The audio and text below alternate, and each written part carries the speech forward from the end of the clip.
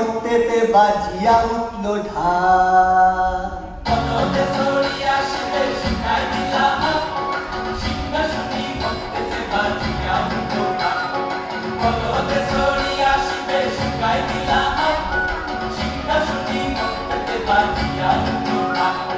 শিবের সঙ্গে কার্তিক গণেশ লক্ষ্মী সরস্বতী, শিবের সঙ্গে কার্তিক গণেশ লক্ষ্মী সরস্বতী, আশ্বিন মাসে বাপের বাড়ি আসেন ভগবতী।